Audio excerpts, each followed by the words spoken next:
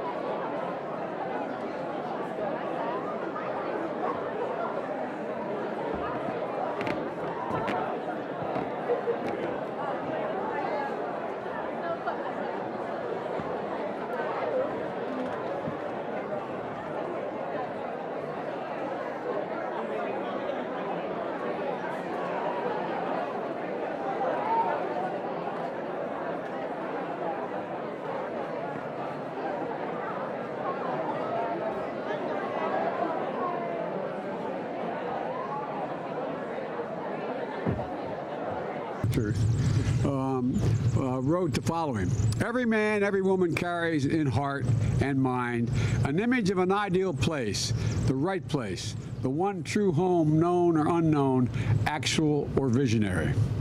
For many Seattle families, I think we're in that place right now, here in this park, and places like this. There are not that many like this, unfortunately. And all around this country, there used to be a hell of a lot more forests like this, but we're doing everything we can. Everybody behind me and all of you want desperately to protect what we have and increase what we have. You know, our natural wonders inspire, and the reflection inspires our to take action. You know, my mother had an expression, and I apologize to my colleagues. They've heard me do two things my whole career: quote my mother and father, and quote Irish poets. But I'm not going to quote any Irish poets today, okay? But she said, out of everything difficult, something good will come if you look hard enough for it. And I think that we're in one of those moments in world history and in American history where we've reached the point that the crisis on the environment has become so obvious, with the notable exception of the former president, that we really have an opportunity to do things we couldn't have done 2, 5, 10 years ago. And I want to talk about that today with leaders who understand that to their core, the folks standing behind me. I wish you didn't have to stand. Don't you guys have any chairs? I'm not used to them standing for me, Anyway, but here's the deal.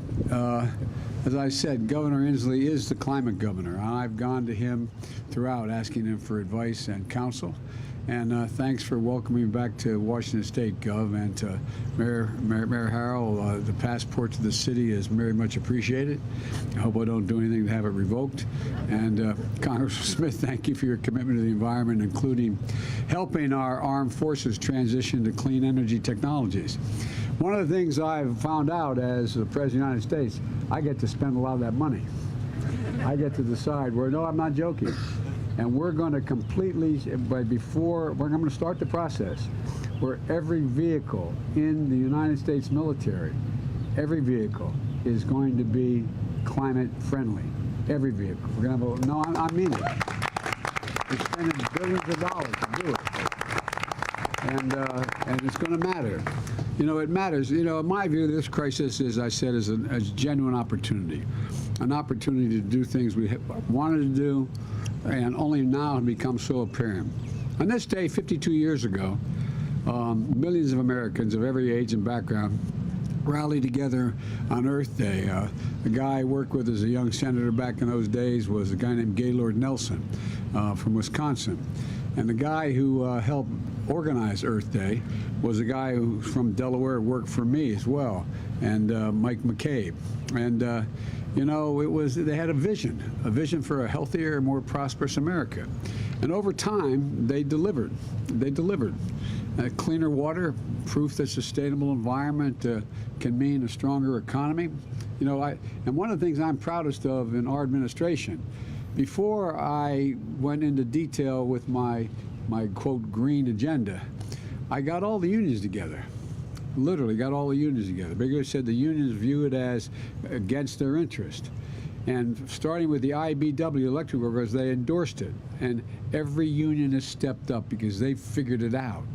Their jobs, they're the ones who can help us transition in ways like never before. It's not going to cost them jobs. It's going to increase jobs. The IBEW is going to be building 50,000 electric stations, electric starting stations all across America, for example. And so, look, change continues today, and a new generation of Americans helping us lead the way against the threat of climate change. Every time I get a little down, I don't know about my colleagues, I suspect they're the same, I just turn on the television or take a look at all the young people. This young generation is not going to put up with all this stuff. No, they're not. I mean, they are really, really energized, whether it's basic human rights or it's the environment. They're just not stopping. And from day one of my administration, we've stood with them. Governor, I hate to admit it, but I was part of that early Earth Day. I was only 7 years old, but God, oh my Lord, I can't admit I said that. But anyway, it's been a passion of mine as long as I've been involved in public life. The first thing, what got me involved in politics, not that it matters to you all, but I was thinking about it on the way over here. I was a young attorney in Delaware, and they wanted to, across the top of my state, they wanted to connect two highways, and it's through what is the most beautiful part of the state. But instead of being willing to do it in an area that in fact had no consequence for the environment, they decided to put it through areas that were straighter but more damaging. And I got involved to try to stop the construction of that highway, which I did. That's what got me involved. And it caused me great problems because I ended up having to run for the county council, which was the hardest job I ever had. Didn't want it. At any rate, but as a matter of fact, in 1986 in the United States Senate, I introduced and we passed the first Global Climate Protection Act, the first time, and it was a warming legislation in the Senate. And on Earth Day, we convened last year over 40 leaders from around the globe, reasserting America's leadership on climate after 4 years of administration denying that there was a climate crisis, denying that there was any need to do anything about the environment. And the commitments galvanized at that meeting, including our own goal of cutting emissions from 50 to 52% below 25 levels by 2030 and reaching net zero emissions by 2050, taking the steps the United States needs to limit the planet's warming to no more than 1.5 degrees Celsius, and the rest of the world started to come along. We did more than set bold goals, we acted to achieve them. Last year, with all the disappointments we faced, but last year the United States deployed the most solar, wind, and battery storage in American history. And we made record-setting investments in clean energy in rural America. For example, we have a $1 billion program that no one knows about except the Department of Agriculture, the grants and loans for farmers and rural co-ops to deploy solar and storage and power lines to carry clean energy across the country. We're investing in technology so you can heat and cool your home when the sun doesn't shine and the wind doesn't blow, because out here in Silicon Valley you're developing the battery technology. They showed me one that's about a little bit wider than this podium, about that thick and about this wide, that in fact you can install in your home, and when the sun ain't shining, that stored electricity runs the whole deal. And by the way, windmills don't cause cancer. And across the country, we have enough clean energy capacity to power now 56 million homes. Now, here's what we're doing with automobiles. I'm an automobile buff. I have a '68 Corvette that does nothing but pollute the air, but I don't drive very much. I brought together the automobile manufacturers. And Mary Barry, who runs General Motors, is a fine person. At the time, she was suing the state of California, General Motors, for their increased mileage requirements that exceeded the federal standard. The federal standard. And the argument General Motors was making was you couldn't exceed the federal standard locally. And we had a long talk. And I didn't suggest it, but she dropped that suit and contacted me and said, I'm going to make a commitment. I brought together the American automobile industry and they agreed on an ambitious goal, 50% electric vehicles by sales by year 2030. That's the commitment that they made. I didn't make it for them. They made it because they've realized what the future is. I saw it when I drove Ford's all-electric 150 pickup truck, which I might add, which was disappointing. It's faster than my Corvette. You think I'm kidding? It's a 4.2. Although I did suggest if I'm out of office and they have the first electric Corvette, I want to buy it. But at any rate, when I drove the electric Jeep Wagoneer around South Lawn of the White House. To date, automakers have announced investments of more than $100 billion in EV manufacturing. $100 billion. That's along with us setting ambitious standards to cut pollution in cars and trucks, to boost fuel economy standards, which we're going to be announcing very soon, upping the mileage requirement for the minimum mileage requirement. But that's not all. The bipartisan infrastructure law, which the folks behind me are the reason why that occurred, I signed, provides billions of dollars for a nationwide network of 500,000 charging stations. 500,000. And with electric school buses, by the way, down to North Carolina, you should see the factory down there. These buses, they have electric vehicles. It has a platform, folks, from me to you, about that thick, weighs about 6 zillion pounds, no engine, nothing else, that's it. But it's all electric, all electric. And guess what? We're going to eliminate tens of thousands of diesel school buses, which pollute the air and pollute the lungs. And look, this industry and union workers are all stepping up. And there's a lot more. Here in Washington State, you're going to triple the federal commitment to your link. We're going to triple the federal commitment to your Link Light rail system, speeding progress in the largest transit. As my colleagues in the Senate will recall, I was referred to as Mr. Amtrak. I've taken over 1,200,000 miles in Amtrak, commuting every single day. You think I'm joking? For 36 years, every single day, the Senate was in session to go home and see my kids. And But the folks, you know, it's a simple proposition. Most people don't realize it. Given a choice to go from point A to point B and rail, electric rail, or drive your automobile, if you can get there fast or faster on rail, you take the rail. The estimates will take millions of vehicles off the road. The largest transit construction project in the country that runs entirely on clean energy. The bipartisan infrastructure law provides $66 billion. It's passed $66 billion for freight rail, $39 billion for public transit, $10.6 billion for clean electric buses, and $2.5 billion for clean ferries on my coast of Delaware and out here for you all. This will take millions of cars worth of pollution off the road and get people to places quicker.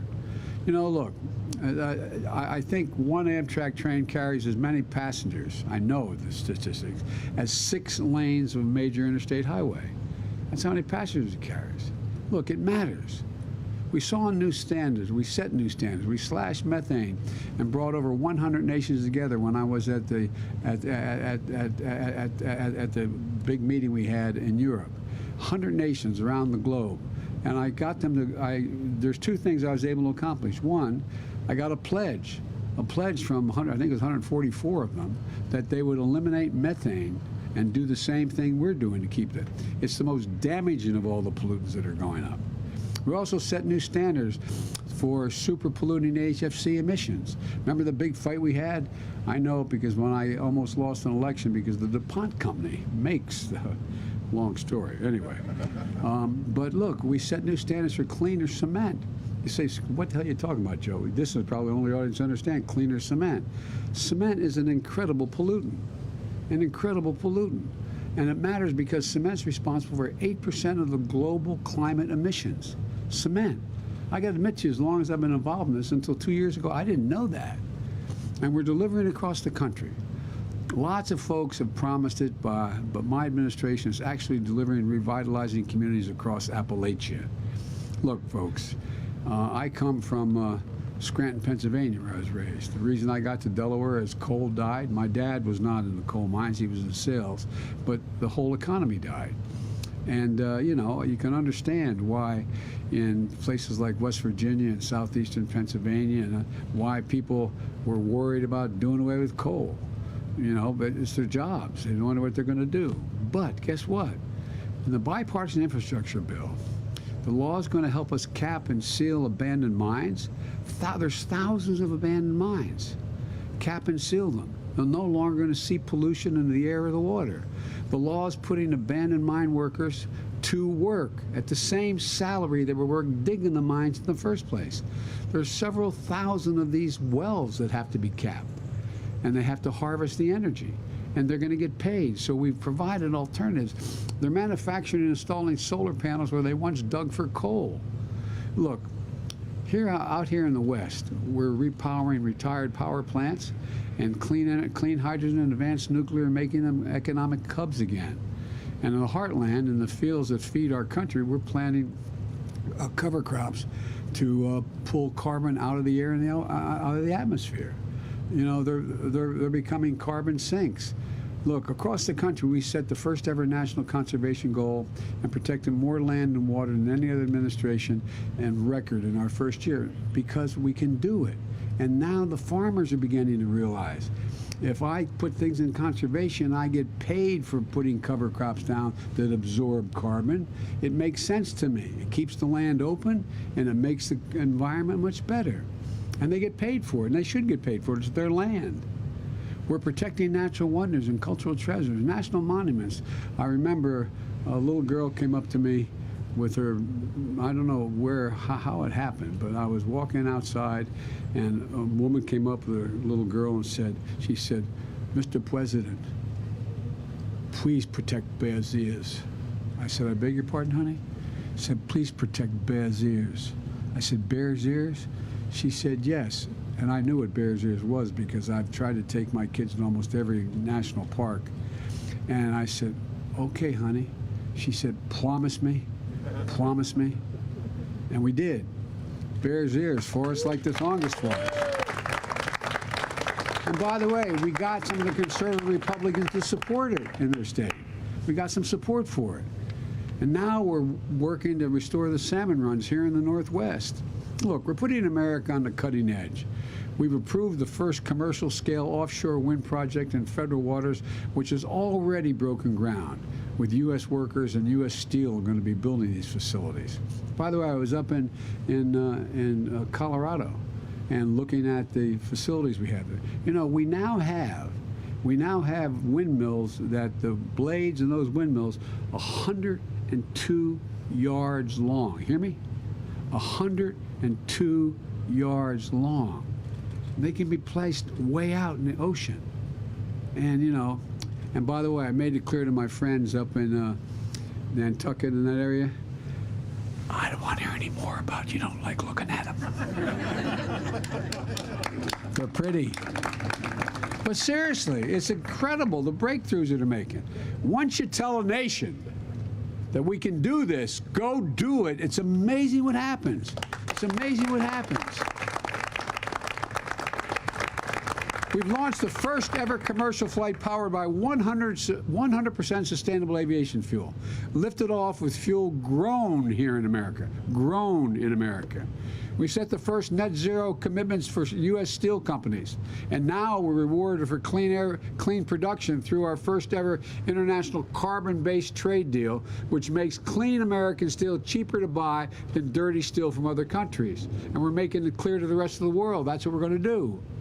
We put environmental justice at the center of what we do, addressing the disproportionate health, environmental, and economic impacts that have been borne primarily by communities of color, places too often left behind. I grew up when coal died in Scranton. We moved to Delaware. My dad had grown up. We moved to a little steel town called Claymont, Delaware, which is right that arch that goes up into the Pennsylvania area there. And it's near a place called Marcus Hook, where there were more, at the time, more oil refineries than Houston, because of 10 million people in that Delaware Valley up there. And when I went to a small little school that was about a mile from the apartment complex we lived in, and a little school called Holy Rosary. And you couldn't walk to school because although it was a 4-lane access highway, it was just too dangerous to cross some of the streets.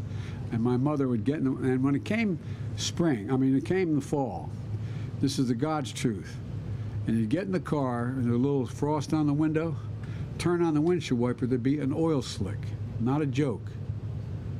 I have asthma, and 80% of the people who, in fact, we grew up with have asthma.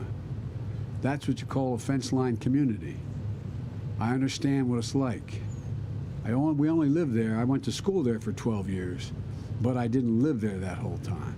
My generic point is, you take a look, my state used to be, thank God it's no longer, had the highest cancer rate of any state in the nation because we have fence line communities going down Route 9, going down along the Delaware River, major facilities, oil plants and the like.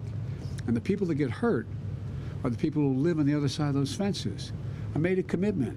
They're the people who are going to get helped as we move this. They're the people where the money's going to go to help their neighborhoods. And this bipartisan infrastructure law gives communities the money they need to get forever chemicals, PFAS, out of the water. They're deadly, deadly, and a lot of it's responsible because we, the government, and the military has engaged in activities that we didn't realize how dangerous over the years. But we're going to get rid of it all. We started replacing 100% of all the lead pipes and poison that poison our water in America. 400,000 schools and daycare centers. The kids can't turn on that water without getting worried about whether there's lead in that water. 10 million homes in America, and here in this city, in this state. Because every American, every child should be able to turn on a faucet and drink clean water, which will also create thousands of good-paying jobs for plumbers and pipe fitters and others. Look, all you got to do is look around. Cities and states are acting. Businesses are acting. I'm acting. We need Congress to act as well. And the people behind me are pushing Congress hard. They are pushing Congress hard. Following the past new investments and tax credits aimed directly at lowering costs for families. Look, we talk about, there's only 2 senators who occasionally don't vote with me. That's right? Literally. 48, they talk about the split in the Democratic Party. There's virtually no split in the Democratic Party. We just happen to have 50 presidents. You have 50 senators and 50 Democrats and 50 Republicans. I mean, any one can change the dynamic, right? But all kidding aside, 48% of my Democratic colleagues in the Senate vote with me 94% of the time.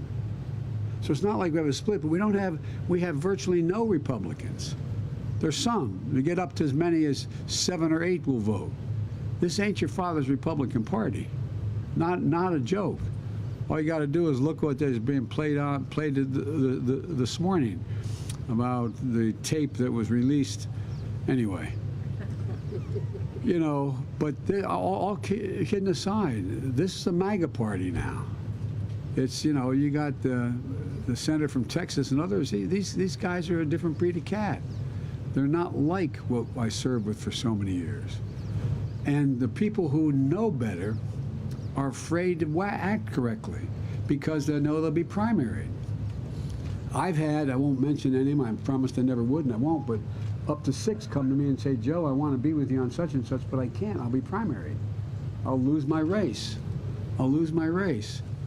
So folks, this is going to start to change. Look, that bill that we talked about, that is the infrastructure bill, there were 2 pieces of it. It was one bill initially. And that bill had about $800 million in it for environmental related issues. Well, the one that didn't pass, the part that didn't pass yet, is one that has $531 million for environmental related issues. We got a lot done, though, in the bill that passed called the infrastructure bill that has to do with the environment, including tax credits for purchase of electric and fuel cell vehicles, now new or used. What you're going to save a typical driver about $80 a month from not having to pay gas at the pump.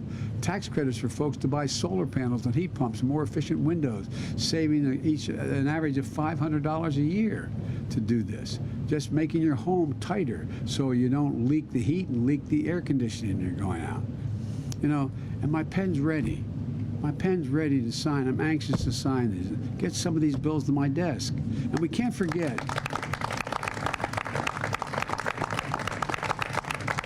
We can't forget that achieving our ambitious climate goals is going to require nature itself to play a role. If you compare the map of North America in 1620, and we have some of these maps, with America today, you'll see much of how much we've devastated our forest. I mean, it used to be, if you look from the Atlantic coast almost to the Mississippi River, was heavy forest. And we took it all down over those years.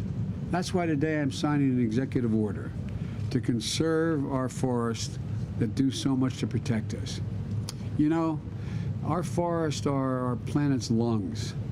They literally are recycling and cycling CO2 out of the atmosphere. That's what they do. By the way, I spent time down in the Amazon and in Colombia and in Brazil. And guess what? More carbon is taken out of the air in the Amazon, that carbon sink, than every bit of carbon that is generated on a daily basis in the entire United States from every source. So what we should be doing, and I'm trying to get done, they're not going to maybe like this, we should be paying the Brazilians not to cut down their forest. We got to cut ours down. We got to cut ours down. We got the benefit of it. Because we've got these third world countries, not third world, some are, in Africa and in South America, the industrial countries have to help. Scientists estimate that the protection and restoration of our natural lands and waters can provide more than 1/3 of the solution to climate change. Just that, if we did nothing else. So today I'm about to sign an executive order to strengthen our forests on federal lands and make them and the local economies they support more resilient in the face of wildfires. I've flown over every major wildfire in this country with FEMA since, not every, a couple I didn't, but the vast majority of them, and it's devastating. I've seen it from helicopters with FEMA just flying over here, Idaho. I didn't get to go to Oregon, but California. It's absolutely devastating. So we're going to work with state and local and tribal governments to map, catalog, and then conserve old-growth forests on our public lands. These are the forests.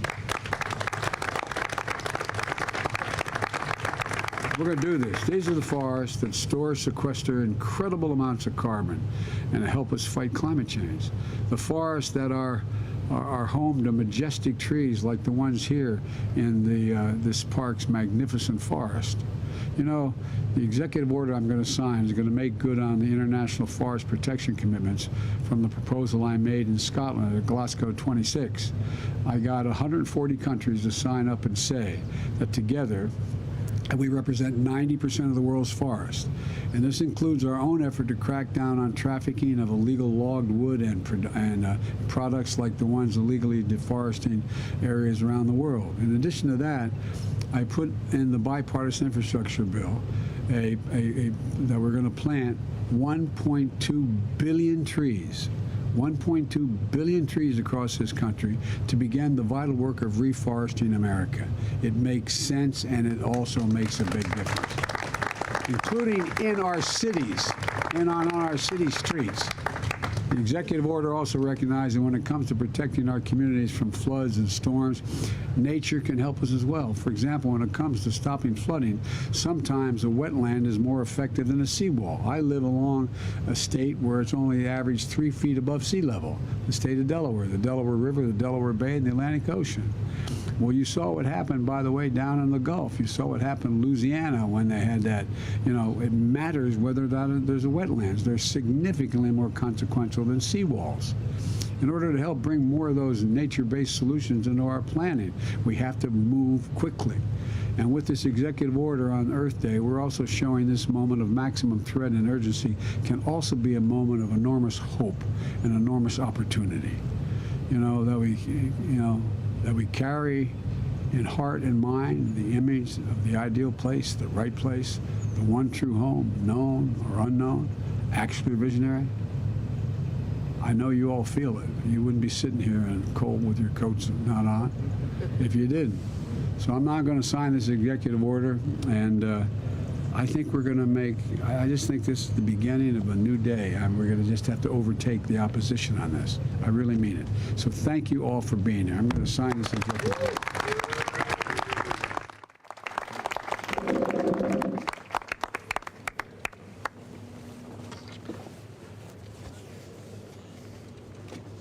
Strengthening the nation's forest communities and local economies, and it's all about planting about 1,200,000,000 trees. So, and by the way, anybody bring their shovels? All right.